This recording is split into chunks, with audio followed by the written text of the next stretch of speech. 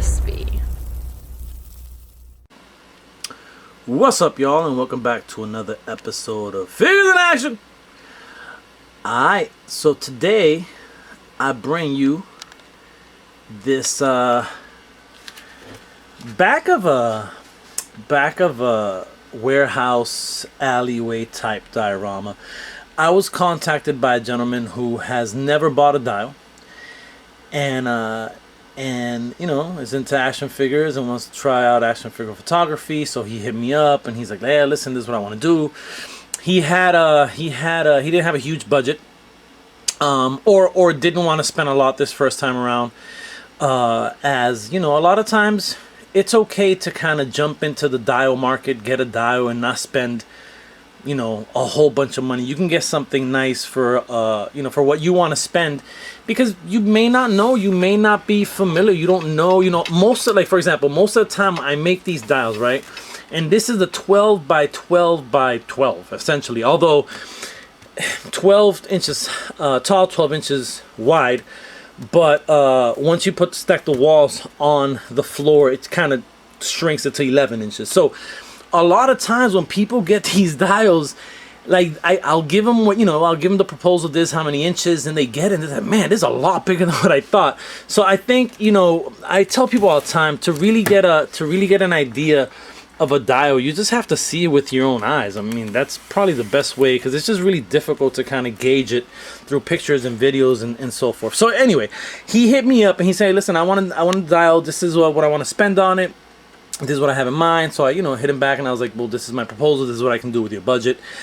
And you know, he's one of these guys that's you know, I get all types of different clients, but this is one of those guys that was really excited, and genuinely you can tell that he was really looking forward to getting this done. And I should have been done a week ago, but life, man, life. So yeah, this dial is constructed out of insulation foam board, and it is all carved out. This part here was carved out, pushed in, I guess.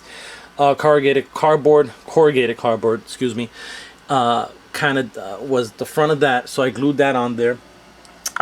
Got to do a little vent here, and I used sewing mesh for that. Sewing mesh can be bought at Joann Fabrics, Michael's, Hobby Lobby, I believe. So yeah, so it can get you can get it almost anywhere. Let me turn this light back on. I'm sorry, should have had this set up. So yeah, so then he said at one point, he hits me back, he's like, "Yo, I'd like to get like a little fence, is that possible?" You know, absolutely. And actually I just realized it now, so before I ship this out, I do have to kind of hook this fence up and put some rust and kind of make it a little bit worn. He wanted graffiti, you know, he wanted specifically Figure Con to be on there, and he wanted it nice and you know, just some nice graffiti. So you can't tell so much, but I kind of did some highlights on the inside, and just kind of gave him a nice color to kind of pop it off, match that green a little bit of the border there, but pop it off from the rest of the border, or excuse me, from the rest of the dial. Just color blocking. For me, color blocking is huge. Once you start putting different colors, contrasting colors together, always looks good. So he also said, you know, throw some of your graffiti on there. So I just did like a hollow throw up, a couple tags, and that was that. I actually tried to kind of, I don't want to say it's a new technique, I think I've tried it before, but this time I tried it a little bit different. So I Mod Podge the floor. Then these are just pieces of those barriers that Terraformer had given me, a couple of barriers to create some art on one and send them back, and I kept one. And so when I was chipping away, this is all like the chips from that, so I kept it together. I put a bunch of Mod Podge and just like sprinkled it on there, and once the Mod Podge dried, it stayed solid. I was pretty surprised, because I just thought these bigger chunks would pop off, but no, they're sealed in there, so I was very happy for that. But yeah, you know, make sure I get the border. One of the things that I've been doing a lot now, or all the time now, is just making sure I don't leave this blank, so that when you do take a shot, maybe you want to do something like that, where, you know, it gives a little bit of a different color contrast on that corner there, just because of the shadows. So just wanted to add that.